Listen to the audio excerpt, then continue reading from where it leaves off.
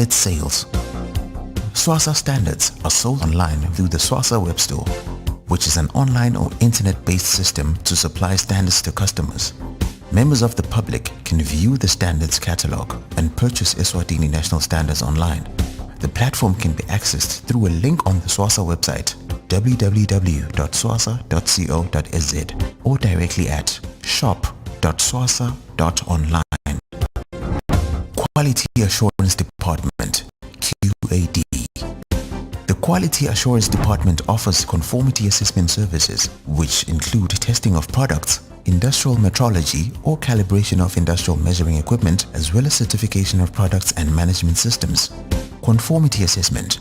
The ever-increasing technical complexity of industries, businesses, consumer demands and performance requirements make it increasingly important to demonstrate credibility of claims associated with supplied goods and services.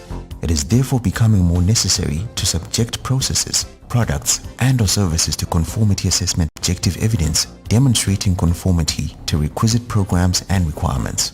Conformity assessment is basically a set of processes used to determine if products, services, processes or systems meet requirements of a relevant standard.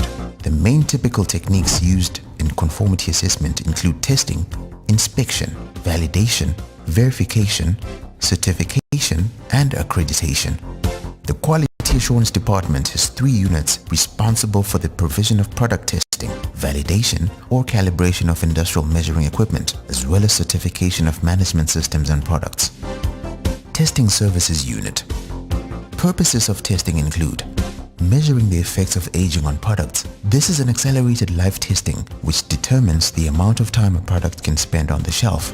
Safety determines if a product is safe for human or animal consumption. Verification for trade. This is a test made to confirm if products meet requirements specified by customers and importing countries. Barriers to trade determines if or verifies that the requirement of a specification or regulation prescribed by importing countries are met to reduce barriers to trade. Liability claims. Product testing produces results as evidence in matters of liability, patents, product claims, etc.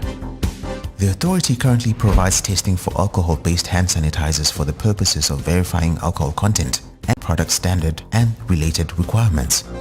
This test is predominantly used by manufacturers of the alcohol-based hand sanitizers and regulators. Currently, the authority is setting up a testing structure to provide nutritional analysis of food and fertilizers. This is part of the infrastructural growth the authority is undergoing in order to make testing readily accessible to local industry.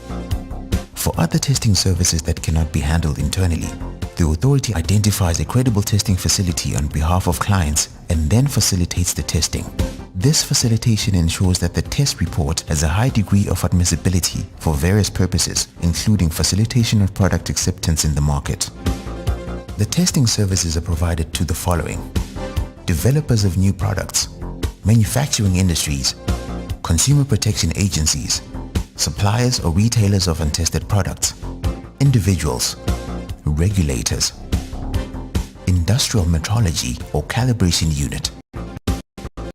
Metrology is the science of measurement, whereas calibration is the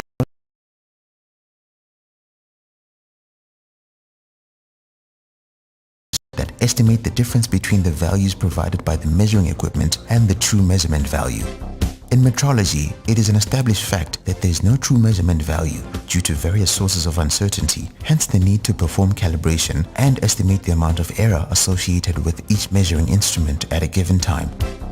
The following are common areas of industrial metrology obtaining in the Kingdom of Eswatini: length, mass, pressure, temperature, volume. Current functions of the industrial calibration. This is to ensure that mass measuring equipment used in industry give accurate, reliable results that are traceable to international standards. Service. Maintenance of weighing scales or instruments used in industry and the health sector. Repairs. Repairs to all makes and models of weighing instruments that are found to be faulty. The calibration services are provided to the following: production and manufacturing sector, food, clothing, equipment, etc. Health, clinics and hospitals. Aviation, distance, temperature, wind speed, etc. Weather forecasting, weather station equipment. Certification unit. The authority is further mandated to administer certification marks for both management systems and product certification schemes. In light of this mandate, the authority has made available the Lihau mark for management system certification and also the Likabesha mark for product certification. The certification marks are issued to products and or services, processes and systems that demonstrate conformity to national and international standards. A written attestation is provided as evidence that products and or services, processes and systems have been verified by our competent audit teams and found to have satisfactorily conformed to requirements of known standards. To ensure competence of the management systems and product certification schemes, SWASA has implemented ISO or IEC 17021 and ISO or IEC 17065 standards respectively in order to provide competent certification services. Certification has the following benefits: increased market share, increased efficiencies, that is, reduced costs and wastage, increased consistency in practices and product or service quality, increased customer satisfaction, increased risk management, increased access to financial support services, reduced liability risk, provides for improved credibility and image. The certification services are provided to the following: producers and suppliers of products, producers and suppliers of service.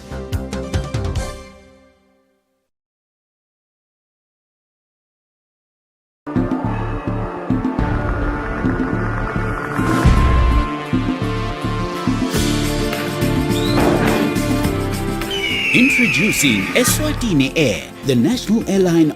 Our route network comprises direct flights linking Eswatini to Cape Town, Durban, Johannesburg and Harare, offering you convenient departure and arrival times at highly competitive prices, saving you time. Eswatini Air, everyone must fly. Find an inspiration of your dream home. We transform your property within a matter of weeks. Choose from our stunning range of styles, finishes and colors of aluminium windows, sliding and folding doors, steel window frames, gates and buckler bars. We also specialize in glass sales, fittings, tinting and sandblasting. Simply visit our offices at Kabelina Ezulwini or contact us on 241-63287 for a call. SMS Glass and Aluminium. We add value to your property.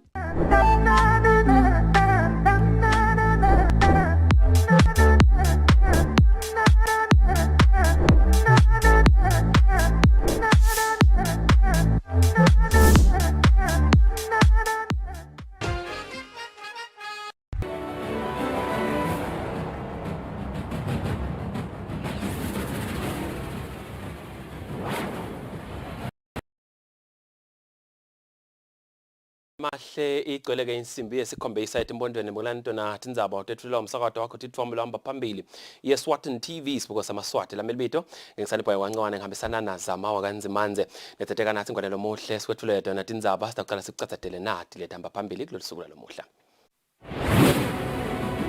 Indvuna elitiko letekwatisa nekuchumana inkosatana Sikhanyiso ithi kwanza kwetindlela tekuchumana ngetebuchwephesha emhlabeni kuyalibophelela live leSwatini ukuthi libiyekete tindlela lelisakata ngato. Indvuna elitiko letekuvakasha Moses Vilakathi ithi kuningi live lelikwentako kuvikela ke kunyukubeteka kwemvelo lokufaka ekhathi imisebenti yekuphehla gesi ngelanga.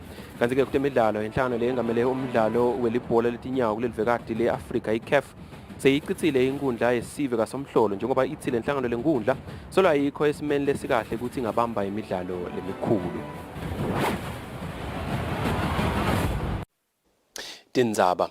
Indvuna elitiko letekwatisa nekuchumana inkosatana Sikhanyiso ithi kwanza kwetindlela tekuchumana ngetebuchwephesha emhlabeni liyibukete noma ke libukete tindlela lesakata ngato.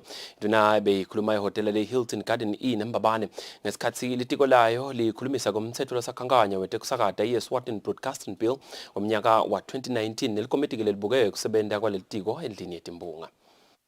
Indvuna yelitiko letekwatisa nekuchumana inkosatana Sikhanyiso ithi lenye inhloso yemtsetfo losakhankanya wetekusakata I-Eswatini Broadcasting Bill wemnyaka wanga-2019 uhlose kwekuthi eMaswati akhone ukuthi icocela wona tindzaba tawo ngendlela yekuthi labo labasakatako baphatheke ngendlela lelandzela emazinga yemhlaba.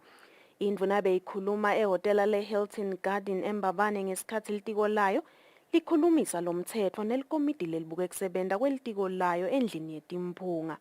Sineke selele emuva kangakanani-ke nangabe nemave asathuthukile kuleli hlangothi letekuchumana netekwadi ukuthi kambe-ke thina sho siselele emuva kangakanani kule ndzaba nje ye-COVID. I-broadcasting industry ilimele kakhulu mhlaba wonke jikelele.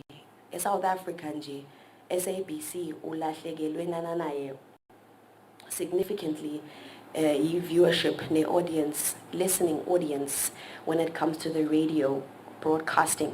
I-revenue yabo nje yehle kakhulu.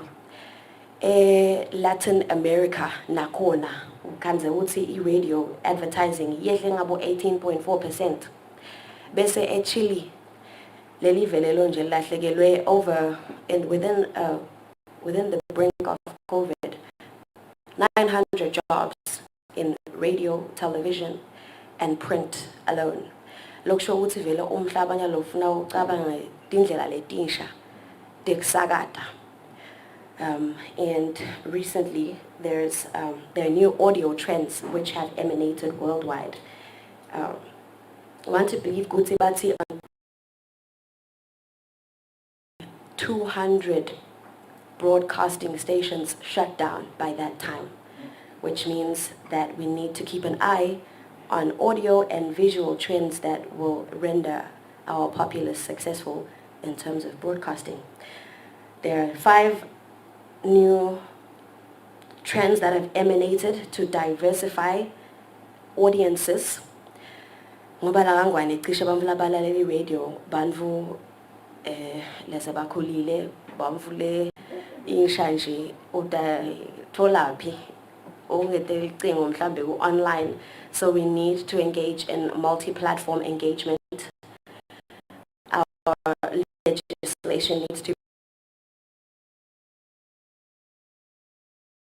be public, private and community broadcasting, and we also need to grow in DAB+. Indvuna ithi lo mthetho kubhekeke ukuthi ukhulise emathuba emisebenzi kanye nekuthi live lakhe imali njengoba labasenzimeni yetekusakata sekutawuba khona tindleko labatawutikhipha. Etindzabeni Eswatini TV kubika Nelsiwendla ngamandla kunanonjabulo Magagula kanye nambongo Dube eMbabane. Induna elitiko letekuvakasha Moses Vilakathi ithi kuningi live lelukwendako lokufaka ekhathi imisebenzi yekuphehla gesi ngelanga. Induna beyikhuluma ehhotela le-Hilton Garden Inn eMbabane ngesikhathi selitiko netinhlangothi letintsekako lethola kombiko wemhlangano live lelawungenela eveni leNgilandi i-COP26 eminyakeni-ke lophelile. Lapho khona emave abebuka ukuthi singavikelwa kanjani isimo sekuguquguquka kwesimo selitulu.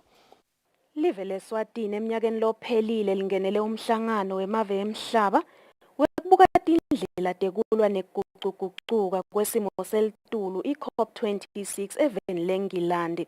Ikhuluma emhlanganweni wekethula umbiko wekuthi live lihambe njani kulo mhlangano. Indvuna yelitiko letekuvakasha Moses Vilakathi ithi leSwatini lisatichuba kahle tinhlelo talo tekuvikela imvelo. Liveke lakithi letibandzakanye letintweni letinyenti ikakhulu etindzabeni tekokuthi asesibuke letemahlathi ngoba tinayo imithelela yekokuthi ungehliswa letindluthu. Itolo sike sathi ngisho letemvelo lokubuka ukuthi nalabo ma-plastic nabo yinini akusike kulabanye kusengakangeni kahle. Kusekhona laba banentwabi nje ukuthi indzaba yabo ma-plastic ukwenta bophatha sakho nabo yinini ungathi bayahlukumedeka. Kepha lokuhle ukuthi labaningi sebakubona ukuthi kukhona lapho siya khona. Dintfo-ke leti lesitibona ukuthi tingendiwe. Nekokuthi ke sesicalile kungena kulabo solar energy. Lokuthi bantu sebangakhona ukuthi batendele gezi ngelanga lamakhaya. Ngoba nasingenta njalo sisi mhlawumbe ungenta ukuthi bese kwehlisa le ndzaba yaletindvuthu. Umoya ke lakithi ngoba lamanye emave abanawo lo moya ukuthi besakhicita nawo lona electricity. Sinela kithi sinenhlanhla lembi ngoba lapho cishe ube mnyendi khona ngisetule Tindzabeni taselibonjeni. Lokusho ukuthi kulele kunye Tindzawo kuba kunqane lo electricity longakhona kumkhicita ngalepha ngabo technology lasebakhona siyethemba ukuthi utawuntshintsha nakuleto Tindzawo. Umbiko lobophelela live kuvikela kuguquguquka kwesimo selitulu lokhishwe inhlangano yetentfutfuko kamhlaba United Nations Development Program uveta ukuthi kuleli temandla kanye netibi ngiletinye letinemthelela kukhipha tintfutfu letingcolisa umoya. Etindzabeni teSwatini TV kubika Nelson ngamandla kunanofundo Magagula kanye nambongwa Dube Embabane. Maphalelo omkhulu etiko letempilo Dr. Simon Zwane usike imali leyabhadalwa inkampani bangcwaba beSanta Lucia ngeminyaka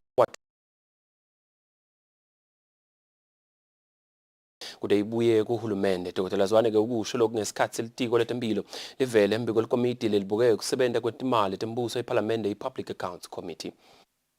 Maphalelo omkhulu etiko letempilo Dr. Simon Zwane uthi lendzaba imali eyabhadalwa inkampani yengcwaba Santa Lucia Funeral Services endluliselo ovisini lengcwele letemthetho kuthi lendzaba leyisebente. Zwane uthi kwatfolakala ukuthi lenkampani siyavala emahhovisi incwadi lebe yatipani ukuthi akabhadale le mali wanikwa kodwa wase uyanyamalala. Ute kube ngumanje solo lendzaba isentshetwa abameli bahulumende lenkampani le mali yayibhadalwa ngaphandle kwamaphepha labakasakhomba sivumelwano sekusebentisana kweSanta Lucia Funeral Services kanye nahulumende. Dr. Zwane ucela ukuthi sale le mali ikakhulu njengaleyo lengakhona ukutfolakala.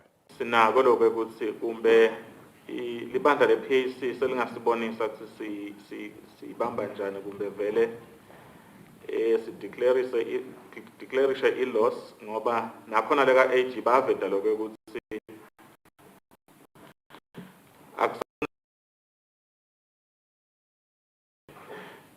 ikakhulu futhi ngoba naye lo Santa Lucia uke wavela kulolu bandla lePAC watotilanza ukuthi kufikwe njani la kulendzaba le kuze kube ngimanje solokude sisombululo. Emalunga elikomiti libuke kusebenza kwetimali tembuso eParliament iPAC yafaka imivo kulendzaba. Sitambophe njani ngoba kunale challenge yalendzaba yale ukuthi vele siyayifuna ngoba nabo salokhunjwa siya overcharge. So ngicela ukuthi the document vena naqathi ne-office la ka-AG sana ku-processa legal proceedings against Santa Lucia. It's almost impossible because bekude lama contracts bekabewe phansi. Dr. Zwane uthi litiko seliqinisa indlela yekwenta ibhizinisi kanye netinkampani njengaloku tivumelwano tekusebentisana emkhathesini walo kanye netinkampani setidlule ehovisini lebameli bahulumende. Etindzabeni kubika Fortune Dlangamandla kunavuma inkosi inzinisa seParliament. Emalunga elikomiti leParliament lelibukeke kulandzelela imisebenzi lethunywe uhulumende sekavakasheleke i-Eswatini Christian Medical University lapho ke bayohlola ukuthi yini lokubambe ukuthi liphiko lokukhicita bodokotela ukuthi lungasebenzi. Emalunga elikomiti yathi akeva ukuthi sekubambeni ukuthi le nyuvesi ivunyelwe ukuthi ikhicite bodokotela njengoba ke tonke timpepha setamikiswa ehovisini lelawula ke makolleji nemanyuvesi eveni. Emalunga atshelwe nokuthi kunemishini leseyibutha ke tintuli seyihleleke iminyaka lesihlanu ingasebenzi ngenxa yokuthi ke solo le nyuvesi ayitholi ke imvume yokusebenza. I-Eswatini Christian Medical University seyineminyaka lefika ku-15 solo izama ukuthola certificate sekuthi ifundzise budokotela lapha eveni noko solo logo akwendeki. Emalunga elikomiti leParliament lelibuke kulandzelela imisebenzi lethunywe uhulumende sekaye kule nyuvesi kuyovisisa ukuthi vele indzaba isalaphi. Let's find the source of the problem. Why, since the 9th Parliament, 10th Parliament, 11th Parliament, if we get into the source, for me there is not even a need to talk. And we deal with the source that this is the problem. So that by the time we leave as this Parliament, we've got this university. Maybe I'll be able to hand over my resignation letter as an MP if this does not happen. Chair, this is very painful, stressful to those who are trying to help us. Just to have a medical school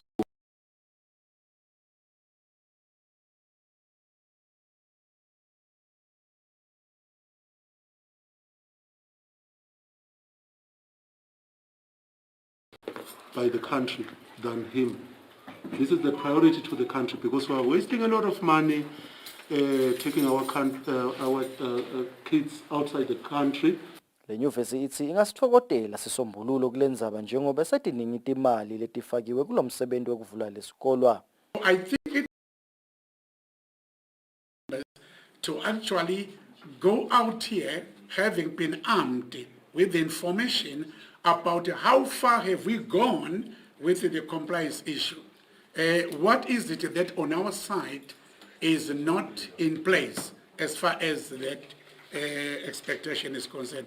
Le nyuvesi vetile kutsi inemishina leneminyaka lesihlanu lesolo ihleti lelungele kusebenta nakungatfolakala lemekuthi seyinetivumelwano tekusebenzisana ne-Wits University yaseNingizimu Afrika kanye nalenye inyuvesi yaseveni leTanzania kukhicita bodokotela. Lokunye lokuvelile kutsi nalabafundzisako boprofesa labasuka eSouth Korea, e-USA kanye naseCanada sebeme ngemumo kuthi bacale kufundzisa lapha eveni. Ndzabeni Eswatini TV kubika Themkosi Mavimbela nasanziso Mlambo eMbabane. Bandla letelikhetho nemincele yetinkundla limema ke sivo lesingaphansi kwenkundla yasesiphofaneni semphakathi wasehluthe ngaphansi kwenkundla yasenkilongo kanye nasemphakathi waselusabeni enkundleni yaseGilgali ukuthi sibeke ingcenye yekufundzisa ngelukhetho kulempela-sonto lesiya kiyo. Lesimetelo ke sikhishwa ngusihlalo welibandla lelukhetho nemincele yetinkundla umntwana Nkosi Mhlabhlangene. Libandla letelikhetho nemincele yetinkundla i-Elections and Boundaries Commission EBC limema sive kule mphakathi ngephansi kwetinkundla landzelayo ukuthi sibe ingcenye yekufundzisa ngelukhetho i-civic and voter education nganawo emalanga alandzelayo kule mpela-sonto lesiya kiyo.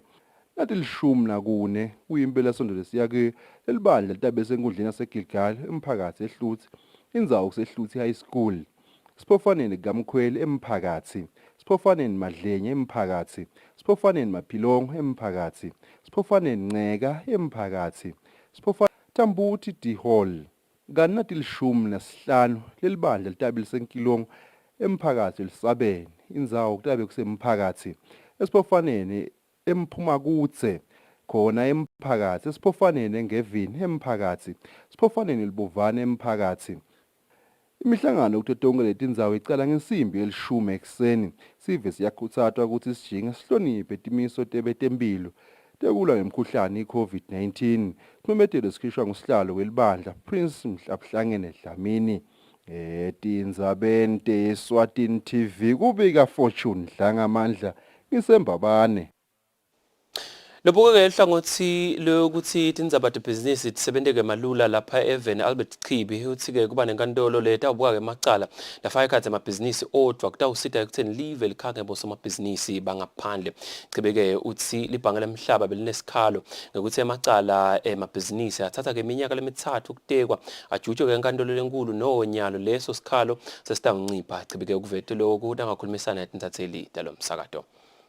Emavikini laphelile lijaji lelikhulu Bheki Maphalala lamemetela ukuthi leSwatini selitawuba nenkantolo letawubhekana nemacala emabhizinisi kuphela i-commercial court. Umcondzisi weluhlangothi lolubuke kwenta ibhizinisi kube melula eveni Albert Chibi uthi lesi sinyathelo lesitawusita live libe sesigabeni lesingcono ekutheni likhange emabhizinisi kwe-commercial court kuyalibambisa kakhulu live ekutheneni emacala labeka ukhanza ukuthi afakwa kanye e-high court nyalo lawe business lesingathi ngema-commercial disputes angeke asaya lapho sekataba nenkantolo yawo le-separate. Ku-estimator kwa-World Bank bekathi kuthatha 956 days ku resolve kuthola I court judgment on a commercial dispute. So lokho kusho ukuthi la yaqhamuka khona mhlambe le judgment by then vele le stock sale sale tindlo lentisako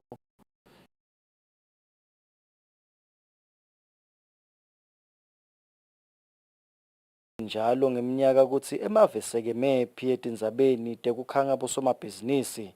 Chibi uthi lokhu kusemisiwe njengobe kusentiwa luphenyo ngenkohlakalo lebeyisolakala ukuthi yendeka khona emahovisini elibhange lemhlaba lebekwenta ukuthi lamanye emave angathuthuki kuletibalo. Bekusaqhubeka loluphenyo kwaze kwafika September laba decide khona ukuthi cha maningi kakhulu lama complaints na ku staff sabo ukuthi kukhona mhlambe laba practice corruption kwabangilapho ke laba decide khona kuyibeka eceleni le report.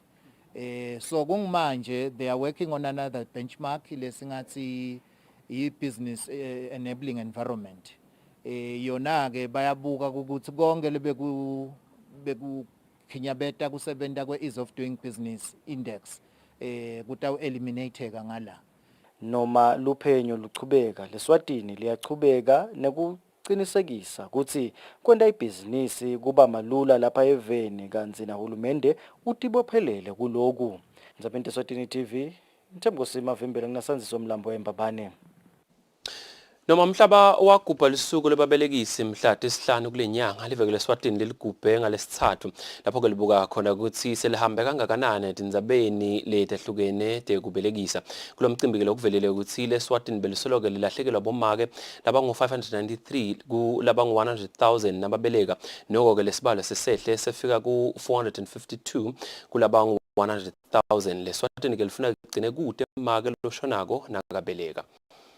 Kuleli langa lebabelekisi sihlalo wenhlangano yebabelekisi eveni Zwakele Ngwenya uvetile ukuthi babelekisi labanengi sebafunzile kanzi futhi sebayakhona nekusebenzisa imishina le itolo beyisebenziswa bochwephesha kuphela. Ngwenya uthi banenjongo yokuthi sibalo sabomake labashona babeleka sehle lapha eveni. Sibona nangalendlela lolusito labasibaniketa ngalo tinombolo noma isesetule nombolo but ayisafana naseminyakeni yabo make labashiyako basifakele isandla kakhulu babelekisi ngoba sisuka kubo 596 98 per 100,000 nyalo sesehlile sikubo 452 lokomba ukuthi there is progress that is being made. Mama midwives asasebenda maternal mortality iyehla. Sisalwa ke futhi ke nekufa kwabantwana ke eveni ngoba siyabona solo lizinga labo solo lisesetudlwana ngoba they are at 20 per thousands. Chwephesha wetindzaba tekubeleka enhlanganweni yamhlabuhlangene yetelubalo Tamara Silinza uthi batawuchubeka besekele leSwatini etindzabeni tebantwana. Singumhlabuhlangene UNFPA sineligoli letfu lelikvision ukuthi sifuna ukukwehlisa kufa kwabomake nababeleka nga 50%. So lokuba halalisa ku-appreciate le contribution yabo labayendako in terms of achieving that vision.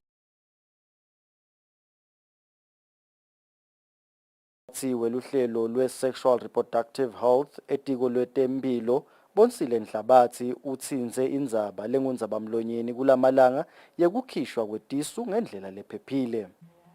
Is so much advocating for legalization of abortion,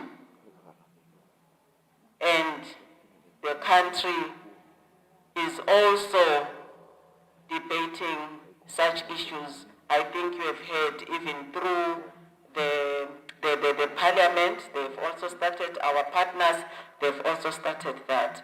So these are the current issues that we will be facing and we are working towards. Nhlabathi uthi hulumende unenjongo yekuthi yonke impilo isinze nakubelekwa kubede losishiya emhlabeni. Tindzabeni Eswatini TV kumatsapa. Kaze-ke kube ingoti Makhata ngesikhathi ikhumbi lihlobo lwe-Quantum lebekade-ke ilayisheke abantu labasihlanu ishayisa ngetimotolo letintsatfu tibanene letilawula kuhamba kwetimotolo phecelezi ama-robots naseceleni kwe-Total Garage kude matutane nelihhotela le-Hilton Garden Inn eMbabane. Ngekusho kweliphoyisa lemgwaco sabelo mncube usikele Quantum ilahlekelwe ngemabhiliki. Lengoti lento ngetikhathi insimbi yesiphohlongo ekuseni ngalesithathu erobhotini nembabane ibangeke ukuthi imoto tingakhoni ukuhamba kahle. Liphoyisa lemgwaqo lasembabane sabelo mncube umshayeli weQuantum Simanga Mavuso kayena Albert Mdluli le imoto yakhe ingilenye yato lishayiswe ngule Quantum lokusolakala ukuthi bese ilahlekelwe emabhiliki bayachaza ngale ngoti. Ikhumbi lebeyiqhamuka emhlambanyathi iphelelwa amabhiliki ephelelwa amabhiliki yase isima kuletinye imoto letintsathu kodwa nje ngalokuhle ukuthi kude lolimele imoto ayiveli nje phela emabhiliki ngaleso sikhathi nakathi nje awile losho ukuthi vele bese kuyingcono betele bekade aphela bese kuyingcono betele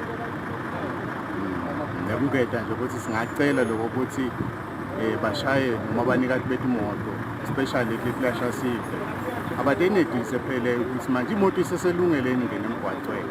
Ngamhla bevele inato inkinga noma mhlambe nje ibe icala namuhla basiva ngathi basiyenta ingoti khona la ngathi khona ishayisile futhi kwa namuhla. Nami ngiyacala khona.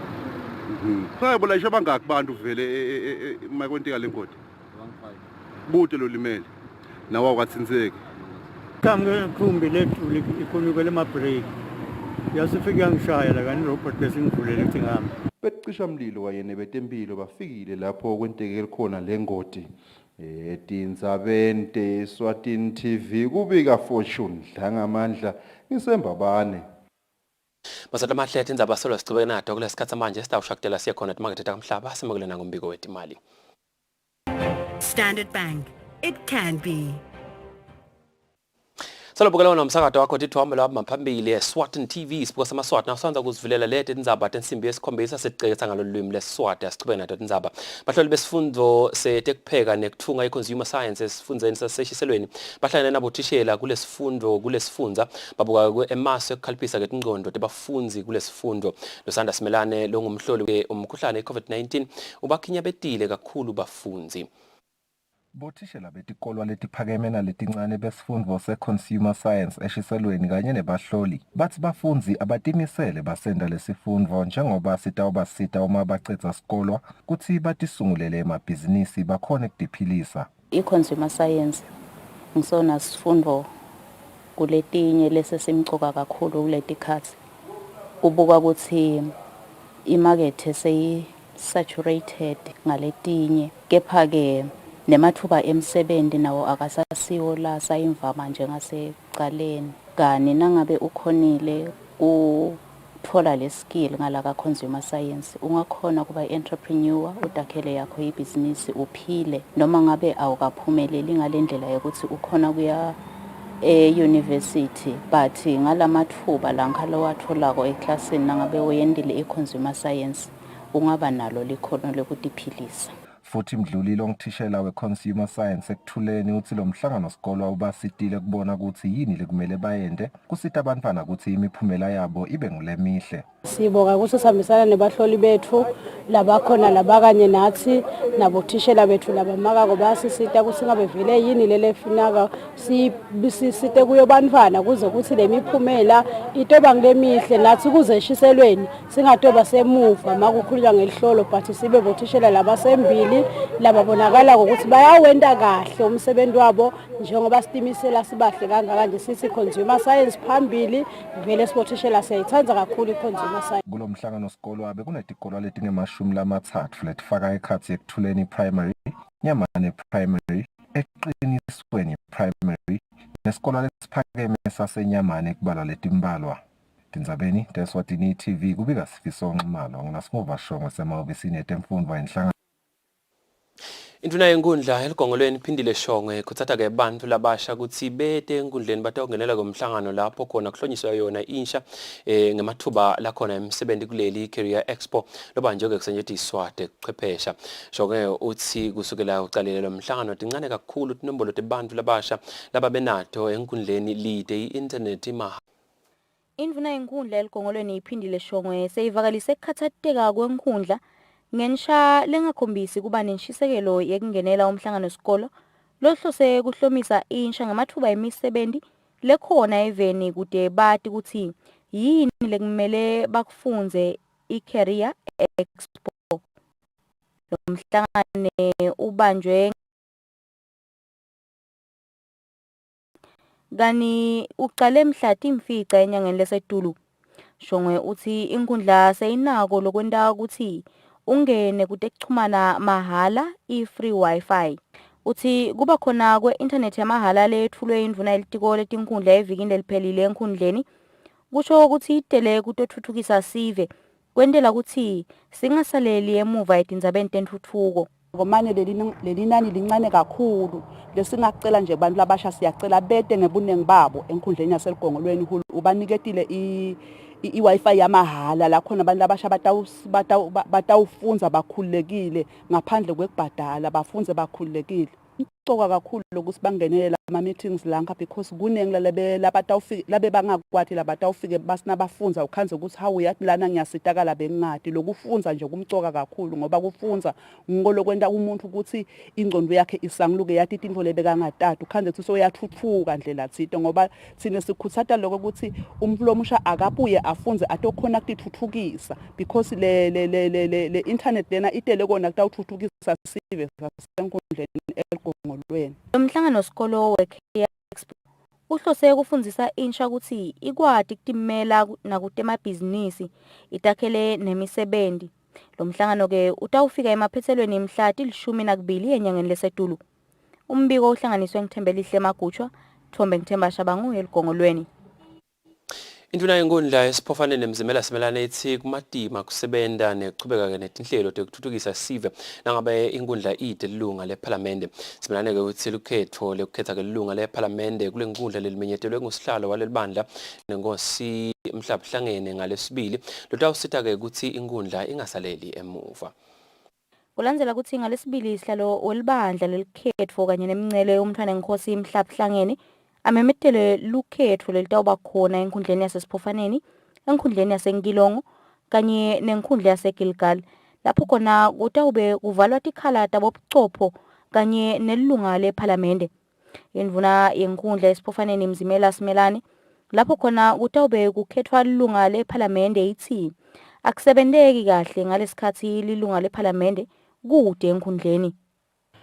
Bekungasebenteki vele maside lilunga lephalamende tinento ebesisalele emva kuto ngoba phela litsinela enkundleni baye bobuchopho balethe tintwe endvuneni bese indvuna-ke noma-ke mhlonishwa makakhona bese kuthunyelwa khona elungeni lephalamende ukuthi lisichubekele phambili so bese kute lo muntu lothatha letintwe enkundleni athi ichubele phambili bese sisalele emva vele tintweni le ngicabanga ukuthi kutasisita nyana bangabe kutaba nelunga lephalamende lelitawuphindze libe khona likhona kusimelela simelelele nathi izinkundla sesiphofaneni. Libandla lelikhetfo kanye nemingcele livetile ukuthi lo msebenti wemalungiselelo alo lukhetfo utawucala ngempela-sonto evikini lelisetulu. Umbiko uhlanganiswe ngithembelihle Magutshwa, Tithombe Ngithemba Shabangu esiphofaneni. Inhlangano yabosomabhizinisi bemdzabo i-Federation of Eswatini Business Community esifundeni sakaHhohho ikhutsata ke bosomabhizinisi kulesifundza ukuthi balisebentise lithuba lelivulwe nguhulumende lesikhatsi sekubabonelela etindzabeni temtselo setinyanga ngeletintsatfu. Sihlalo wale nhlangano Johannes Manikela uthi-ke lesinqumo sahulumende sitakwenta ukuthi emabhizinisi akhone ke kuthuthuka. Evikini leliphelile indvuna yelitiko letemafa Rickenberg imemetele lihlelo lwekubonelela tinkampani etindzabeni tetikweleti tato temtselo i-Tax Debt Relief Program. Lolu hlelo licondzene netinkampani letikweleta umtselo kufika mhla tinge-31 enyangeni yeNdlovu lenkhulu kulo mnyaka. Lolu hlelo luthi inkampani kufanele ibhadale isikweleti sayo semtselo etinyangeni letil-12 ngaphandle kwekwehluleka kuhambisana nesivumelwano sayo letasenta nelibandla lelibutsa umtselo. Lokhu-ke kutawukusho ukuthi imali yendalo kanye neyesijeziso angeke isayibhadala. Inhlangano yabosomabhizinisi kaHoho ithi lokhu kutawubasita kakhulu. Ngiyathi sisibaningi lesinidinginga te revenue authority. Asisonzele ema-ofisini angakapheli lo 3 months. Uye uyibeka inkinga yakho ukhalela ukhala khona ukucela ukuthi bakunike lama terms yokubhadala utokhona ukuthola i-tax clearance. Ngoba liqiniso noma ngawe uyamkweleta uhulumende noma lo SRA. Nawe uyamkweleta angakuniki le tax clearance kusho ukuthi ngeke usawuthola nemsebenzi. Kanti phela lokukunika lithuba ukuthi uthole i-tax clearance utokhona kungenela imisebenzi. Siyatibongela ku-Minister of Finance. Iqiniso lithi vele ibhizinisi ithweleka lukhona ngenzaba ye-tax. Dinenge letinkinga lesinato but lokho lokuncane lebakwendile ukuthi basinike lo 3 months ungenta uyocela unegotiate. Siyakubonga lokho. Indvuna ivetile ukuthi imali tinkampani letisemuva ngayo ekubhadaleni umthelo ikhule yafika ku 9.369 billion emalangeni kumnyaka timali wahulumende wa 2021-2022 kusuka ku 2.419 billion emalangeni ngemnyaka wanga 2015-2016. Etindzabeni Eswatini TV kubika Nelson Ngamandla kunanonjabulo Magagula kanye nambongwa Dube Mbabane. Umphathi wedolobha lakaHlatsi Bongani Dlamini uthi-ke lidolobha lakaHlatsi lengulelinye lamadolobha lebelekathi-ke lisalela emuva kutentuthuko. Dlamini-ke uthi lehhovisi lamasipala kuleli dolobha selisukumise komsebenzi lomkhulu wokulungiswa kwemigwaqo lokutawudlala-ke inzima lenkulu entuthukweni yaleli dolobha. Kulandzela ukuthi umgwaqo lomkhulu wakaHlatsi longena edolobheni uyalungiswa, umphathi waleli dolobha Bongani Dlamini sewucele bashayeli betimoto lokuthi babeketelelane njengoba umgwaqo wesikhashana lowenza edolobheni awusiko lohambeka malula ngebuncane bawo. Ngabika nje vele esiveme ukuthi cha kunokwakhiwa kwemigwaqo CBD edolobha. However ke lapho bese sekuba ne-detour la kuseba khona ukuthi abashayeli beyimoto bahambe ngakhona. Kodwa ke phela umgwaqo vele omncane ophinde futhi nje ngoba utemporary masinyana mase kuphelile le project kabe sekuyabuyelwa sekuyahanjwa. Sesingakho kuxwayisa nje abashayeli beyimoto mangabe besa kaHlatsi edolobheni vele bawavula amehlo kakhulu ngoba ihamba lendlela ibe noma kube khona lapho yincane khona iphinde idlule lapho kuyi-bus rank khona. Manje ke makudlula la kunebus kuyi-bus rank khona siningi isiphithiphithi esenzekayo lapho, so siyacela ukuthi abashayeli baqaphele kakhulu uma bahamba kuleyo ndlela leyo. Kodwa nje kuzawuhamba isikhashana esincane kwabe sekuphinde sekulungile bese ke bayakhona futhi ukuhamba. Siyabekisa nje ukuthi mhlawumbe emva kwenyanga ezintathu kwabe sekucishe sekuphinde sekuyabuyela sekuhambeka kancane. Dlamini uthi ngenhlanhla lembi buningi betimotolo letisebenzisa lo mgwaqo wesikhashana kuleli dolobha. Evikini leliphelile kube khona kushayiseka kwalomunye lowenda ibhizinisi yahamba mali kodwa kube ingoti makhata. Dlamini ugcizelele kunxusa kubashayeli betimotolo nesive lesihamba ngetinyawo ukuthi sihambe ngekucophelela lokusetulu. Dlamini uthi lo msebenzi bawubuke ukuthi kutawuthi kuphela tinyanga letintsatfu ube nawo sowusemaphethelweni. Kubika Sifiso Nxumalo ngasimuva shongwe sisedolobheni kaHlatsi. Tibonakala tinyuka tinombolo tebucala bekwebiwa kwemfuyo endzaweni yasenkambeni kulamalanga. Kazange kusho kwamaphoyisa emango enkambeni bucala lobevamise kakhulu kulamalanga ngulobo-ke bekwebiwa kwetimbuti. Amaphoyisa emango athi-ke noma timisele kulwa nebucala kule ndzawo tisekhona-ke tinkinga labahlangabetana nato bangamaphoyisa emango letenda-ke kusebenta kwabo kube medima njengekwesolakala-ke kwetembatho tekusebenta kanye-ke netintfo tekusebenta. Amaphoyisa emango akuvete loku nangakhulumisana nenzatheli yalo msakato khona enkambeni. Indzawo yasenkambeni indzawo lesiyibukeka njengesikomo ngendlela emakhaya khona lakhelene ngakhona lokho kwentaneke ukuthi inombolo tebantfu labahlala khona tibe setulu. Emaphoyisa emango athi angakhoni kusebenta njengoba nelizinga lebucala lisetulu. Lokunye-ke sibabete naleti insimbi nje tekufasha lo mntu khanje ukuthi udzinga lo muntu simkhunge ngetintsamo. Kanti indvo lengekho umuntu uyingoti na utawumbamba nje budlabha ufuna ube indlela yokumbamba. So sengisho ukuthi awu lo mdzala kusebenzisa kabi nalokuthi nje ke ma uniform vele side asibonakali nalokuthi nje siqhamuka singawo maphoyisa. Umuntu uthuka ngathi nje sesikhona la umuntu ke uyingoti na utawuqhamuka kuye ungakabonakalisi ukuthi ulihlobo luni bemuntu. Nyalo-ke sebaphumile bayofuna lokuya ethunjini mhlambe batawuphutha nalokubuya. Vele nawo kuyasifaka lesandla lokuthi kugcine sekusele kunganamuntu nalamakhaya kugangwa nje ngendlela emangalisako sekuba bete-ke nalosalako nakugangwa nalawo lababona kuqala sebashayela amaphoyisa emango lelikhona ukuthi phela nalo lilambile ekhaya lifuna ukuthi ikhaya liqhubeke liphile lihambile-ke liyophanda la liphanda khona buqala buyaqhubeka-ke buyanza amaphoyisa emango ngoba cishe ngiwoladlala inzima lenkulu kwendlula lamaphoyisa lawo ama-RSP ngoba wona ahlala nalabantu futhi wona enda umsebenzi walamaphoyisa embuke ube lula ngoba nakwendeke kuqala thide emangweni bathumela wona lamaphoyisa emango kube ngiwo lata uhamba ayawufufutha kuqala angekefiki wona. Lamaphoyisa emango athi atimisele kuchubeka sebenze ngekuthi khandla noma simo singalendlela athi ayithemba ukuthi mhla uhulumende emakahle kutemnotho utawubabambisa ngetimfanelo tekusebenta. Tindzaba Eswatini TV ngibonga Simagagule enkambeni.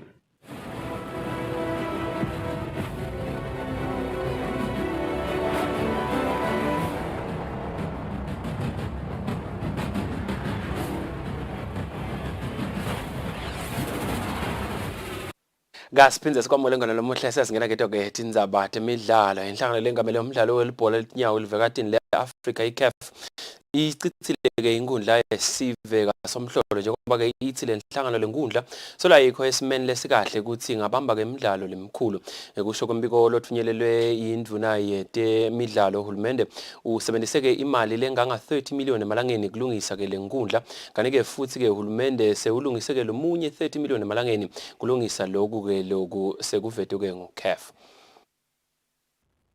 Litiko letemidlalo selivetile ukuthi inkundla yesive somhlolo National Stadium seyehlulekile ukuthola imvume yokubamba imidlalo lesezingeni lelisetulu lefaka ikhathi imidlalo yeCAF kanye neFIFA lokulandzela umsebenzi lo wentiwe ngiyo iCAF kuleli viki lamhla ka2 kuya umhla ka6 enyangeni lesetulu lapho khona CAF uvetile ukuthi le nkundla solayikho ezingeni lelifanele ukuthi ingadlalisa lemidlalo. Umbiko lokukhishwa litiko letemidlalo uchazile ukuthi balandzela letacelwa ngiyo lenhlangano lokufaka ikhathi kulungiswa kwama-dressing room inkundla yekudlala phecelezi synthetic turf kanye nendzawo lapho khona kuhlala khona tinzatheli lapho khona kwasentshentiswa imali lengetulu kwa-30 million emalangeni kanti kubhekeke ukuthi lenye imali lenge-30 million emalangeni isentshentiswe kucetsela lo msebenzi. Litiko lithi iCAF ucele ticelo letinsha letifaka ikhathi kulungisa indzawo leyatiwa ngokuthi ma-tunnels. Litiko livetile ukuthi batawucela yona iCAF iphindze ibuke lesinyathelo sayo mayelana nale nkundla. Litiko liphethe ngakuveta ukuthi ibukile ukuthi indzaba yekwakha inkundla lensha icale kusebenta kodwa-ke kutawuthatha lobikile umsakati Eswatini TV temidlalo ngilindlela Dlamini kanzumbiki uhlanganise nguFabrice Msonera eMbabane.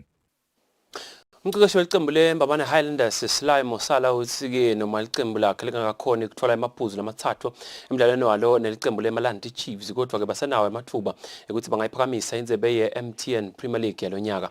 Mosala-ke kuvete lokhu ngemuva kokuthi licembu lakhe lidlale ngekulingana neMalandi Chiefs ngemagoli lamathathu ngale nangale. Licembu leMbabane Highlanders litholana eTulu nelicembu leMalandi Chiefs emidlalweni lobo sophindwa kulandzela ukuthi lo mdlalo umiswe ngelisonto evikini leliphelile ngesizathu sesimo selitulo. iMbabane Highlanders ite kulo mdlalo yati ukuthi ukuthola amaphuzu lamathathu utayinyusa shisa iRoyal Party lehlete esicongweni. Sigaba sekucala salo mdlalo siphele kuligoli nangale. Esigabeni sesibili iMalandi Chiefs lekhombe kudlala kahle kulo mdlalo ithola amagoli amabili ihamba embili ngamagoli amathathu kulinye. Nasekusele imizuzu lemine esikhatsini lesengetiwe iMbabane Highlanders nayo ithola amagoli amabili ekulinganisa lashaya umphila Mkhonda kanye naKenneth Moloto umdlalo waphela kanjalo kumagoli amathathu kulamathathu. Selawotse Msilai Mosala loqeqesha iMbabane Highlanders uthi leli cembu lisenayo amathuba ekuphakamisa indzebe ye-MTN Premier League. No, the chances are still there. Remember, we're playing 4 games. Once again, if you win 4 games, you won the league. If you beat Leopards, you go 1 point ahead. You win the next one, you still stay 1 point. You go the next one, you stay 1 point. You play the last one, you win it. You win 4 games, you win the league. Emathuba ekuthola umqeqesho Malandi Chiefs akabi impumelelo kulandzela umsindvo lobekhona enkundleni nakuphela lo mdlalo. Kulemnye imidlalo imbabane Swallows ishaya iThabankulu ukukhelisa eligolinye ecanzeni. iMountain Pirates ishaya iGreen Mamba ngamagoli 2 ecanzeni. Kwanyala iRoyal Party Solo ihlete esicongweni inamaphuzu lang-61 emidlalweni ng-26 ledlaliwe. Kanti imbabane Highlanders esenzaweni yesibili inamaphuzu lang-59. iMbabane Swallows isenzaweni yesithathu inamaphuzu lang-57. Kanti iYoung Buffaloes isenzaweni yesine inamaphuzu lang-56. Kulamaqembu labalekela inkemba iMountain Pirates seyinyukele endzaweni ye-11 lapho khona seyinamaphuzu lang-28. iMalante Chiefs Solo isenzaweni ye-15 inamaphuzu lang-21. Lobikela umsakathi Eswatini TV kutemidlalo ngilinda Dlamini kanti umbiko uhlanganiswe nguFabrice Msonera ananomfundo Simelane kalanga. Umphathinhlalo le engamele ukudlalisa umdlalo welibhola lapha Evan Frederick Mgometulu kutsatha ke tinhlangano le tidlalisa umdlalo webhola tifundzeni kutsi tihambise imbili tinhlelo tokuthuthukisa libhola kubadlali labancane tifundzeni phecelete ama-junior leagues njengoba ke likusasa lebhola yakuleli libuke bona. Mgometulu bekakhuluma ngesikhathi inhlangano ledlalisa umdlalo welibhola esifundeni sakaHhohho yemukela ke lusito lemali lengu-40,000 emalangeni letawuseta ke ukudlaliseni imidlalo ebadlali abasesebancane basenkundleni yasemaphalaleni. Somabhizinisi waseveni laseMelika Nick Litsos lotayele kuvakashela live laKangwane usekele inkundla yasemaphalaleni lengaphasi kwenhlangano ledlalisa umdlalo webhola esifundeni sakaHhohho ngemali engu-40,000 emalangeni letawusetshenziswa ekudlaleni imidlalo yebhola labancane phecelete ama-juniors. Kule mali kubheke ukuthi kudlaliswe ama-knockout tournaments eminyakeni lemine lapho khona eminyakeni amunye kutawusetshenziswa imali engu-10,000 emalangeni. Umphathi wenhlangano lengamele ukudlalisa umdlalo webhola lapha Evan Frederick Mgomezulu uthi tonke tinhlangano temidlalo webhola etifundzeni tinayo insayo yokuthuthukisa imidlalo ebadlali abancane. We as a football association, we would like also to recognize the role that has been played by the War Regional Football Association to actually, oversee and steward, in particular Mapalaleni at this time. To actually be able to revive the game of football after, the COVID-19 pandemic, which temporarily put everything onto a hold, in particular our most beautiful game of football. Erickson labekamelele yena somabhizinisi Nick Litsos uchazile ukuthi yini lento ukuthi bakukhanze kumgcoka ukuthi bangasekela inkundla yasema. This game is important to us, but I feel the emphasis to deal with the Mapalaleni juniors. These young kids need the structure, discipline, direction and guidance as they make their way through life at this young age. Nigel Shongwe ongusihlalo wenhlangano ledlalisa umdlalo webhola esifundeni sakaHhohho ukhuthaza amaqembu akhona ukuthi achubeke anyuse lizinga lalomdlalo. Sithathe leli thuba lokuthi sibonge ukuthi ema-sponsors solo asakhumbula ukuthi tinye dipetende yakaHhohho letinhle nasikhuluma ngedeveloper sitakala kakhulu kule development ye-youth.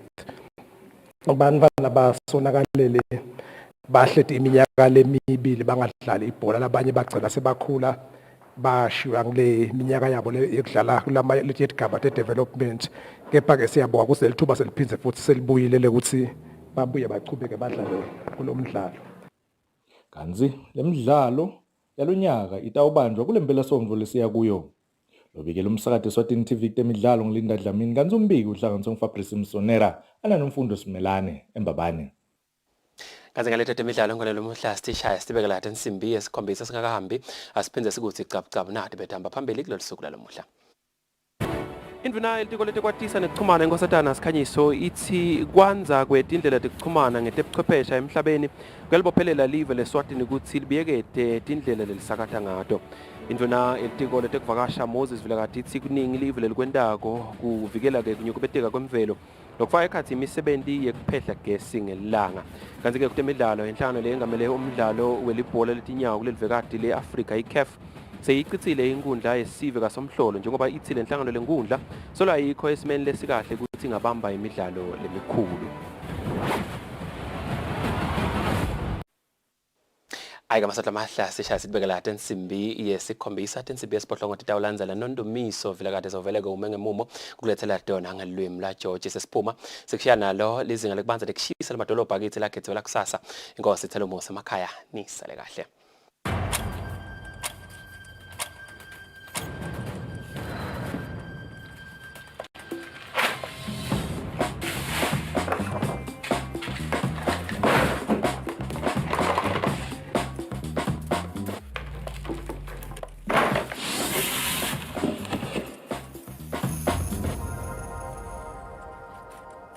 Forward thinking. Yep. For my business, this means having an ICT partner that's way ahead of the curve. Connectivity that won't let me down, and cloud-based solutions that will ensure my data is protected and accessible to me from anywhere in the world. Imagine that. Live on the edge of tomorrow with MTN Business. Simo selitulu nilethela baka MTN Business. Noma simo selitulu sinjani, i-MTN Business ikhona kuseka ibhizinisi yakho.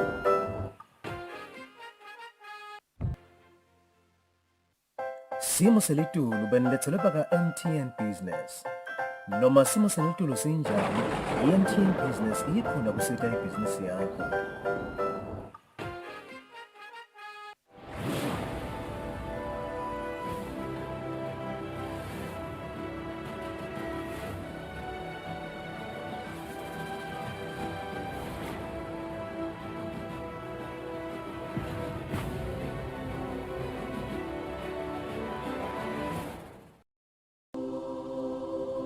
When you choose your adventures, you do so with an open heart and a desire for the unexpected.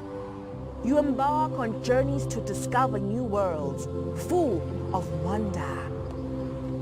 You choose a path to awaken your senses, to feel the rush of life overwhelm you, a world to make you look up and realize just how inspiring this life can be. You ask, and we give you the royal experience. Arrive and awaken your heart.